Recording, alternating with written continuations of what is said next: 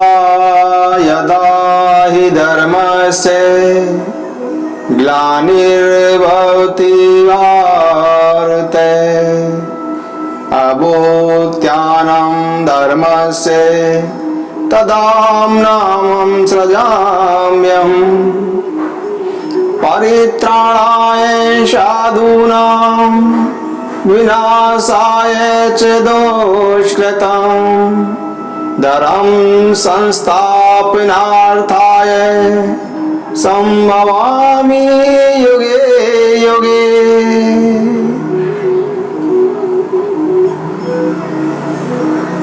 जब अधर्म धर्म को दबा लेता है तब मैं जन्म लेता हूं और उस समय में धर्म निष्ठा का पक्ष लेकर साकार रूप से अवतार धारण करता हूं और तब ज्ञान के अंधकार को निगल जाता हूं। मैं अधर्म की सत्ता का नाश कर देता हूं,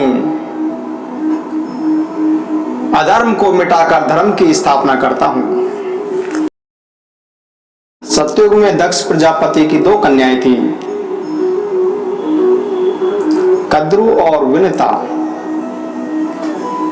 उनका विवाह कश्यप ऋषि से हुआ था। कश्यप अपनी धर्म पत्नियों से प्रसन्न होकर बोले कि तुम्हारी जो इच्छा हो वर मांग लो। कश्यप ऋषि जी के इस प्रकार कहने पर उनकी पत्नी कद्रु ने कहा कि 1000 समान तेजस्वी नाग मेरे पुत्र हों। और उनकी दूसरी पत्नी विनिता बोली कि मेरे तेज शरीर और बल विक्रम में कद्रु के पुत्रों से श्रेष्ठ केवल मुझे सिर्फ 2 ही पुत्र प्राप्त हों। कश्यप जी ने एवं वस्तु कहा। दोनों प्रसन्न हो गईं और सावधानी पूर्वक गर्भ उत्पन्न हुआ और गर्भ की रक्षा करने की आज्ञा देकर कश्यप जीवन में चले गए। समय आने पर कद्रु ने 1000 और विनिता ने 2 अंडे दिए। दासियों ने प्रसन्न होकर गर्म बर्तनों में उन्हें रख दिया। 500 वर्ष पूरे होने पर कद्रु ने तो 1000 पुत्र निकल आए। जब 500 वर्ष हो गए तब कद्रु के अंडों से 5000 पुत्र निकल आए, परंतु विनिता के 2 बच्चे नहीं निकले। विनिता ने अपने हाथों से 1 अंडा फोड़ डाला। उस अंडे का शिशु आधे शरीर से तो पुष्ट था और उसका नीचे का भाग कमजोर था। उस नवजात शिशु ने क्रोधित होकर अपनी माता को श्राप दिया। अपनी माता कद्रु को श्राप दिया, विनिता को श्राप दिया कि हे मां, तूने लोभवश मेरे अधूरे शरीर को ही निकाल लिया है, इसलिए तू अपनी उसी सौत की 500 वर्ष तक दासी रहेगी। मतलब अपनी मां को यह श्राप दिया कि तू अपनी सौत यानी कद्रु की 500 वर्ष तक दासी रहेगी। अपनी मां विनिता को श्राप दिया।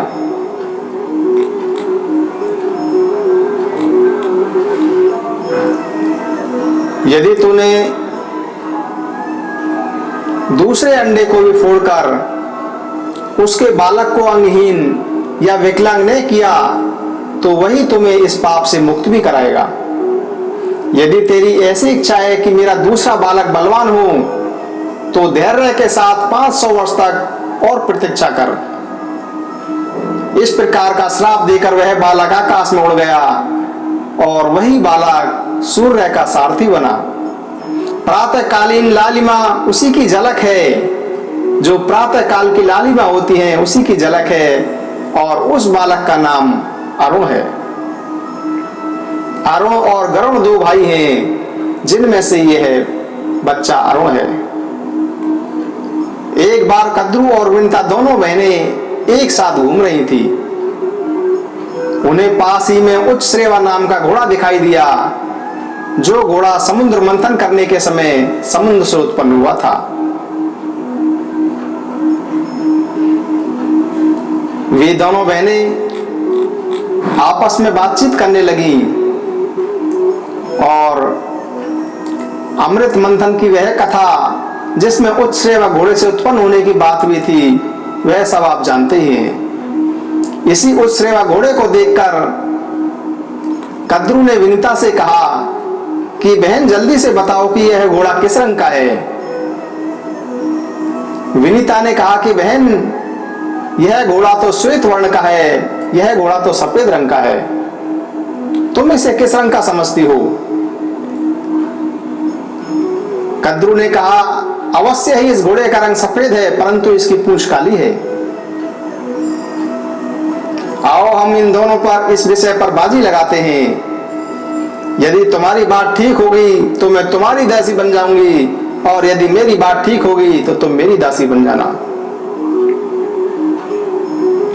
इस प्रकार दोनों बहनें आपस में बाजी लगाकर और दूसरे दिन घोड़ा देखने का निश्चय करके घर चली गईं। कद्रू ने विनीता को धोखा देने के विचार से अपने 1000 पुत्रों को यह आज्ञा दी कि पुत्रों, कद्रू विनीता को धोखा देना चाहती थी, इसीलिए उसने अपने 1000 पुत्रों को आज्ञा दी कि तुम लोग शीघ्र ही काले बनकर उच्च श्रेवा घोड़े की पूंछ को ढक लेना, जिससे कि पूंछ काली दिखाई दे, जिससे मुझे विनीता की दासी नहीं बनना पड़ेगा और विनीता को मेरी दासी बन जाएगी। जिन सर्पों ने उसकी आज्ञा नहीं मानी, कुछ सर्प ऐसे थे उनके बेटे जो उनके पुत्र थे, उन्होंने अपनी मां कद्रू की आज्ञा नहीं मानी। कद्रू ने उन सांपों को श्राप दे दिया। यह श्राप दिया कि जाओ, तुम लोगों को अग्नि जन्मेजय के सर्प यज्ञ में जलाकर भस्म कर देगी। देखिए, यह भी देव संयोग की बात है कि कद्रू ने अपने पुत्रों को ऐसा श्राप दे दिया। कोई माता अपने पुत्रों को क्या श्राप दे सकती है? परंतु यह बात सुनकर ब्रह्मा जी और समस्त देवताओं ने उसका अनुमोदन किया। इस श्राप की भी सराहना की। उन दिनों पराक्रमी और विषैले सर्प बहुत प्रबल हो गए थे। वे दूसरों को बड़ी पीड़ा पहुंचाते थे। प्रजा के हित की दृष्टि से यह उचित ही हुआ।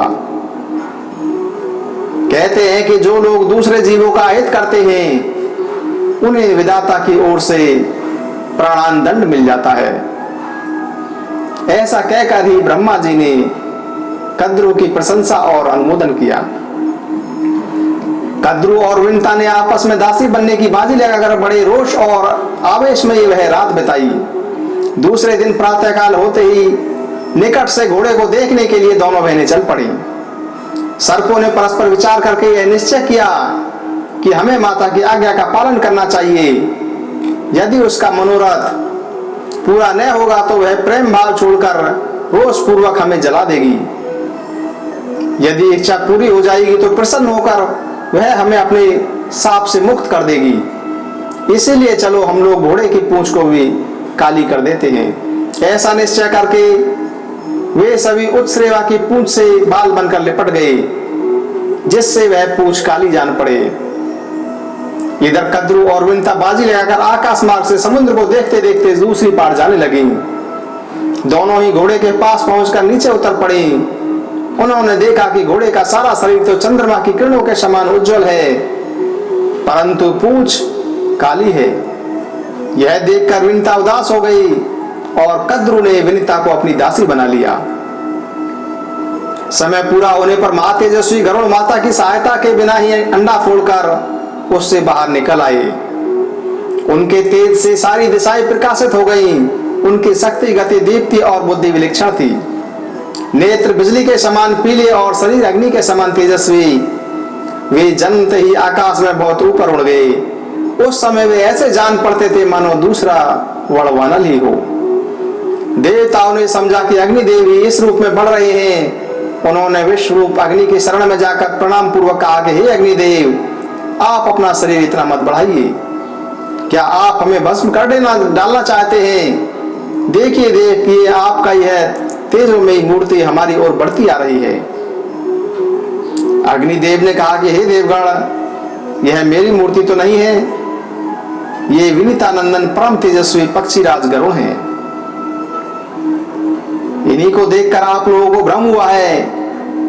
ये नागों के नाशक, देवताओं के हितैषी और असुरों के शत्रु हैं। आप इनसे भयभीत नहीं हो, मेरे साथ चलकर इनसे मिल लेते हैं। अग्नि के साथ जाकर देवता और ऋषियों ने गरुड़ जी की स्तुति की। देवता और ऋषियों की स्तुति सुनकर गरुड़ ने कहा कि मेरे भयंकर शरीर को देखकर जो लोग घबरा गए थे वे अब भयभीत ना हों। मैं अपने शरीर को छोटा और तेज को कम कर लेता हूं। सब लोग प्रसन्नता पूर्वक लौट गए। एक दिन विनीता अपने पुत्र के पास बैठी हुई थी। कद्रू ने उसे बुलाकर कहा कि मुझे समुद्र के भीतर नागों का एक दर्शन देखना है, वहां तुम मुझे ले चलो। अब विनीता ने कद्रू को और गरुड़ जी ने माता की आज्ञा से सर्पों को अपने कंधों पर बिठा लिया और उनके अभिष्ट स्थान को ले चले। गरुड़ जी बहुत ऊपर सूर्य के निकट चल रहे थे। तीक्ष्ण गर्मी के कारण सर्प बेहोश हो गए। कद्रू ने इंद्र की प्रार्थना करके सारे आकाश से मेघमंडल से वर्षा करा दिया। वर्षा हुई, सब सर्प सुखी हो गए। उन्होंने अभिष्ट स्थान पर पहुंचकर लवड़ा सा मनोहर वन आदि देखा और खूब खेल कूद करके गरुड़ से कहा कि तुमने तो आकाश में उड़ते समय बहुत से सुंदर सुंदर द्वीप देखे होंगे, अब हमें और किसी द्वीप को ले चलो। गरुड़ को चिंता में पड़ गए। उन्होंने सोच विचार कर अपनी माता से पूछा कि माँ, मुझे सर्पों की आज्ञा का पालन क्यों करना पड़ता है और क्यों करना चाहिए? इस पर उनकी माता विनीता ने कहा कि बेटा, इन सर्पों के छल की वजह से मैं बाजी हार गई थी और दुर्भाग्यवश अपनी सौत कद्रू की दासी बन गई हूं। अपनी माता के मुख से दुख की सारी बात सुनी और गरुड़ जी बहुत दुखी हुए। तब गरुड़ जी ने उन सर्पों से कहा कि हे सर्पगणों, ठीक ठीक बताओ, मैं तुम्हें कौन सी वस्तु ला के दे दूं, किस बात का पता लगा दूं जिससे तुम लोग प्रसन्न हो जाओ, और तुम लोगों का कौन सा उपकार कर दूं जिससे मैं और मेरी माता इस दासत्व से मुक्ति हो जाए। इस पर सर्पों ने कहा कि गरुड़, यदि तुम अपने पराक्रम से हमारे लिए अमृत ला दो तो हम तुम्हें और तुम्हारी माता को दासत्व से मुक्त कर देंगे। सर्पों की यह बात सुनकर गरुड़ जी अपनी माता विनीता से कहा कि माता, मैं अमृत लेने के लिए जा रहा हूं, उसके पहले मैं जानना चाहता हूं कि मैं वहां खाऊंगा क्या। विनीता ने कहा कि बेटा, समुद्र में निषादों की एक बस्ती है, उन्हें खाकर तुम अमृत ले आओ। एक बात स्मरण रखना कि ब्राह्मण का वध कभी नहीं करना।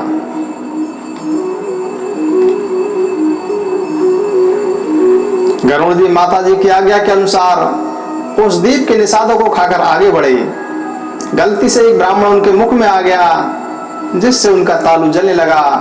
उसे छोड़कर वे कश्यप जी के पास गए। कश्यप जी ने पूछा कि बेटा, तुम लोग सकुशल तो हो, आवश्यकता अनुसार भोजन तो मिल रहा है ना?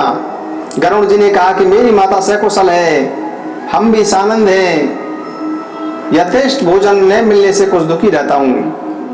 मैं अपनी माता को दासीपन से छुड़ाने के लिए सर्पों के कहने पर अमृत लाने के लिए जा रहा हूँ। माता ने मुझे निषादों का भोजन करने के लिए कहा था, परंतु उससे मेरा पेट नहीं भरा।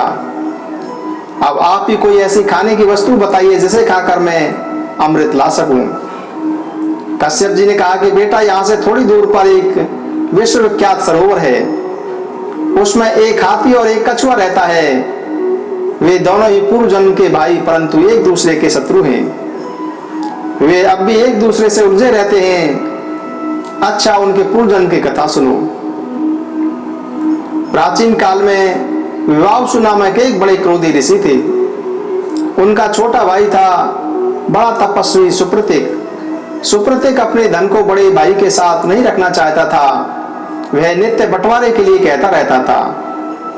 विवासु ने अपने छोटे भाई से कहा कि सुप्रतिक, धन के मोह के कारण ही लोग उसका बंटवारा चाहते हैं और बंटवारा होने पर एक दूसरे के विरोधी हो जाते हैं। तब शत्रु भी उनके अलग अलग मित्र बन जाते हैं और भाई भाई में भेद डाल देते हैं। उनका मन फटते ही मित्र बने हुए शत्रु दोष दिखा दिखा कर वैर भाव बढ़ा देते हैं। अलग अलग होने से तत्काल ही उनका अधः पतन हो जाता है, क्योंकि फिर वे एक दूसरे की मर्यादा और सौहार्द का ध्यान नहीं रखते। इसी से सत्पुरुष भाइयों के अलगाव की बात को अच्छा नहीं मानते।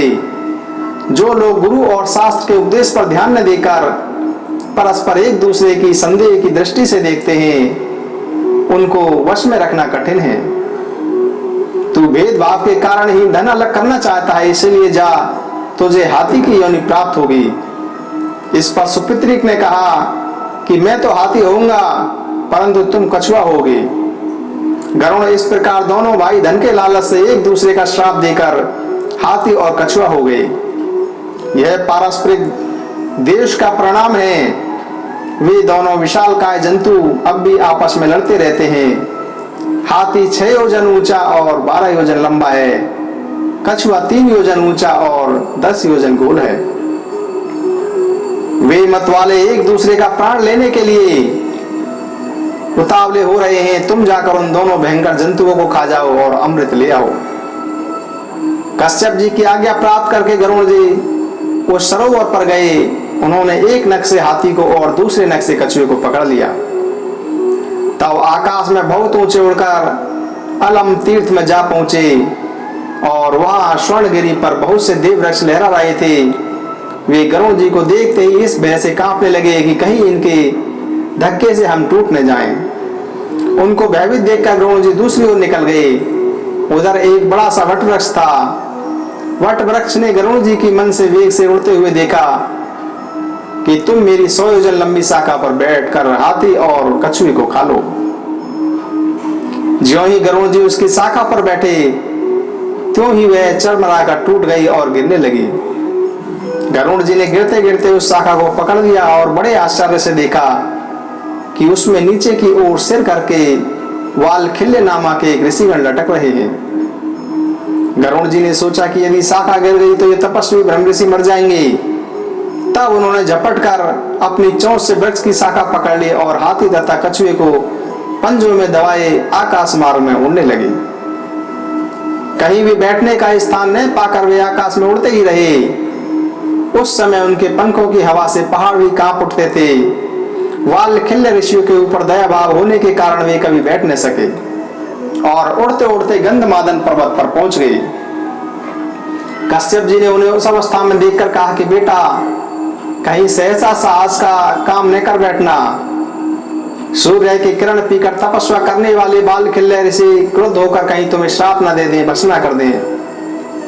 पुत्र से इस प्रकार कहकर उन्होंने तप शुद्ध वालखिल्य ऋषि की प्रार्थना की कि हे तपोधनों, गरुड़ प्रजा के हित के लिए एक महान कार्य करना चाहता है, आप लोग इसे आज्ञा दीजिए।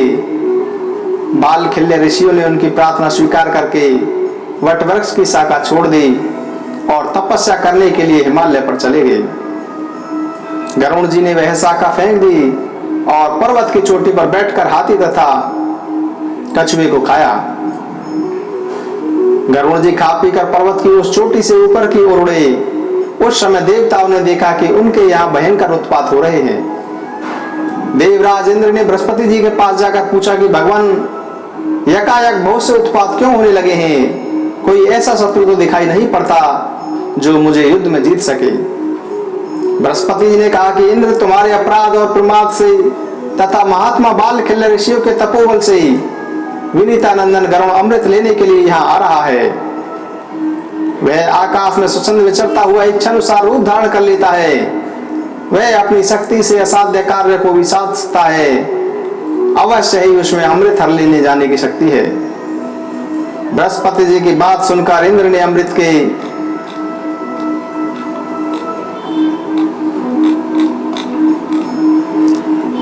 बृहस्पति जी की बात सुनकर इंद्र ने अमृत के रक्षकों को सावधान करके कहा कि देखो, परम पराक्रमी पक्षीराज गरुड़ यहाँ अमृत ले जाने के लिए आ रहा है। सचेत हो जाओ, वह बलपूर्वक अमृत ले जाने पाए। सभी देवता और स्वयं इंद्र भी अमृत को घेर कर उसकी रक्षा के लिए डट गए। गरुड़ जी वहां पहुंचते ही पंखों की हवा से इतनी धूल उड़ाई कि देवता अंधे से हो गए। वे धूल से ढककर मूल से बन गए। सभी रक्षक आंखें खराब होने से डर गए। वे एक क्षण तक गरुड़ जी को देख नहीं सके।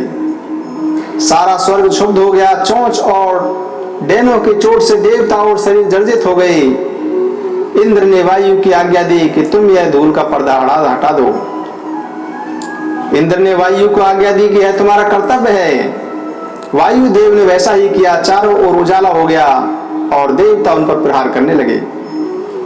गरुड़ जी ने उड़ते उड़ते ही गरज कर उनके प्रहार सह लिए और आकाश में उनसे भी ऊंचे पहुंच गए। देवताओं के शास्त्रज्ञों के प्रभाव से गरुड़ जी तनिक भी प्रचलित नहीं हुए और उनके आक्रमण को विफल कर दिया। गरुड़ जी के पंखों और चोंचों की चोट से देवताओं की चमड़ी उधड़ गई, शरीर खून से लथपथ हो गया। वे घबराकर स्वयं ही तितर-बितर हो गए। इसके बाद गरुड़ जी आगे बढ़े। उन्होंने देखा कि अमृत के चारों ओर आग की लाल लाल लपटें उठ रही थी।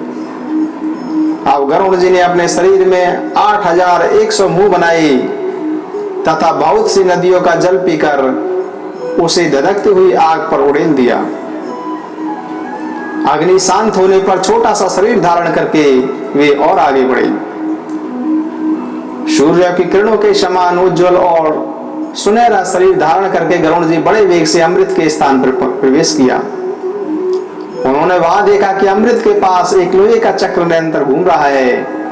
उसकी धार तीखी है, उसमें सहस्त्रों वस्त्र लगे हुए हैं। वह भयंकर चक्र सूर्य और अग्नि के समान जान पड़ता है। उसका काम ही था कि अमृत की रक्षा करना। गरुड़ जी चक्र के भीतर घुसने का मार्ग देखते रहे। एक क्षण में ही उन्होंने अपने शरीर को संकुचित किया और चक्र के ओरों के बीच की होकर भीतर घुस गए। अब उन्होंने देखा कि अमृत की रक्षा के लिए दो भयंकर सर्प नियुक्त थे। उनकी लपलपाती हुई जीवें, चमकती हुई आंखें और अग्नि की सी शरीर कांति थी। उनकी दृष्टि से ही विष का संचार होता था। गरुड़ जी ने धूल झोंक कर उनकी आंखें बंद कर दी, चोंचों और पंजों से मार मार कर उन्हें कुचल दिया। चक्र को तोड़ डाला और बड़े ही वेग से अमृत पात्र लेकर वहां से उठ चले। उन्होंने स्वयं अमृत नहीं पिया, बस आकाश में उड़कर सर्पों के पास चले गए। आकाश में उन्हें विष्णु भगवान के दर्शन हुए। गरुड़ जी के मन में अमृत पीने का लोभ नहीं है। इस बात को जानकर अविनाशी भगवान उन पर बहुत ही प्रसन्न हुए और बोले कि हे गरुड़, मैं तुम्हें वर देना चाहता हूं, तुम मनचाही वस्तु मांग लो। गरुड़ जी ने कहा कि भगवान, एक तो आप मुझे अपनी ध्वजा में रखिए और दूसरे में अमृत पिए बिना ही अजर अमर हो जाऊं। इस पर भगवान ने कहा कि तथास्तु। गरुड़ जी ने कहा कि मैं भी आपको वर देना चाहता हूं, मुझसे जो कुछ मांग लीजिए। भगवान ने कहा कि तुम मेरे वाहन बन जाओ। गरुड़ जी ने ऐसा ही होगा कहकर उनकी अनुमति से अमृत लेकर आगे की यात्रा की। अब तक इंद्र की आंखें खुल चुकी थी। उन्होंने गरुड़ को अमृत ले जाते देख क्रोध से भरकर वज्र चलाया। गरुड़ ने वज्राहात होकर भी हंसते हुए कोमल वाणी से कहा कि इंद्र, जिनकी हड्डी से यह वज्र बना है, उनके सम्मान के लिए मैं अपना एक पंख छोड़ देता हूं। तुम उसका भी अंत नहीं पा सकोगे। वज्राघात से मुझे तनिक भी पीड़ा नहीं हुई है।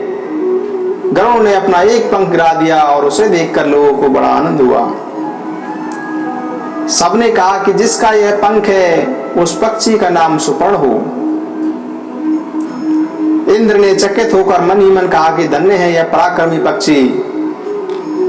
उन्होंने कहा कि हे पक्षीराज, मैं जानना चाहता हूं कि तुम में कितना बल है, साथ ही तुम्हारी मित्रता भी चाहता हूं।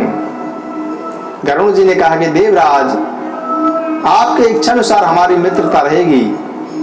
बल के संबंध में मैं क्या बताऊं, अपने मुंह से अपने गुणों का बखान, बल की प्रशंसा सत्पुरुषों की दृष्टि में अच्छा नहीं है। आप मुझे मित्र मानकर पूछ रहे हैं तो मित्र के समान ही बतलाता हूं कि पर्वत, वन, समुद्र और जल सहित सारी पृथ्वी को तथा इसके ऊपर रहने वाले आप लोगों को अपने एक पंख पर उठाकर मैं बिना परिश्रम ही उड़ सकता हूं। इंद्र ने कहा कि आपकी बात 16 आने सत्य है। आप अब मेरी घनिष्ठ मित्रता स्वीकार कीजिए। यदि आपको अमृत की आवश्यकता नहीं हो तो मुझे दे दीजिए। आप यह ले जाकर जिन्हें देंगे वे हमें फिर बहुत दुख देंगे। इस पर गरुड़ जी ने कहा कि देवराज, अमृत को ले जाने का एक कारण है। मैं इसे किसी को पिलाने नहीं चाहता हूं। मैं इसे जहां रखूंगा वहां से तुम इसे उठा लेना। इंद्र ने संतुष्ट होकर कहा कि हे गरुण, तुम मुझसे मुंह मांगा वर मांग लो। गरुड़ को सर्पों की दुष्टता और उनके छल के कारण होने वाले माता के दुख का स्मरण हो आया और गरुड़ जी ने इंद्र से वर मांगा कि वे बलवान सर्प ही मेरे भोजन की सामग्री हों। देवराज इंद्र ने कहा कि तथास्तु। इंद्र से विदा होकर गरुड़ सर्पों के स्थान पर आ गए। वहीं उनकी माता भी थी। उन्होंने प्रसन्नता प्रकट करते हुए सर्पों से कहा कि यह लो, मैं अमृत ले आया हूं, परंतु पीने में जल्दी मत करना। मैं इसे कुशों पर रख देता हूं और स्नान करके पवित्र होकर उसके बाद ही इसे पीना। अब तुम लोगों के कथन अनुसार मैंने अपना प्रण पूरा किया है और मेरी माता को दासीपन से मुक्त कर दो, क्योंकि मैंने तुम्हारी पूरी बात पूरी कर दी है। और सर्पों ने इसको स्वीकार कर लिया और गरुड़ जी की माता को और गरुड़ जी को दासत्व से मुक्त कर दिया। जब सर्पगण प्रसन्नता से भरकर स्नान करने के लिए गए, तब इंद्र अमृत कलश उठाकर स्वर्ग में ले आई। मंगल कृत्यों से लौटकर सर्पों ने देखा तो अमृत उस स्थान पर नहीं था। उन्होंने समझ लिया कि हमने विनीता को दासी बनाने के लिए भी तो कपट किया था, उसी का यह फल है।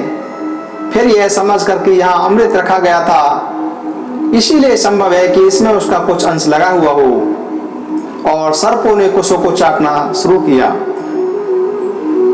ऐसा करते ही सर्पों की जीभ के दो दो टुकड़े हो गए। अमृत का स्पर्श होने से कुछ पवित्र माना जाने लगा। अब गरुड़ जी कृतकृत्य होकर आनंद से अपनी माता के साथ रहने लगे। वे पक्षीराज हुए, उनकी कीर्ति चारों ओर फैल गई और माता सुखी हो गई। श्री कृष्ण गोविंद हरे मुरारी, हे नाथ नारायण वासुदेव।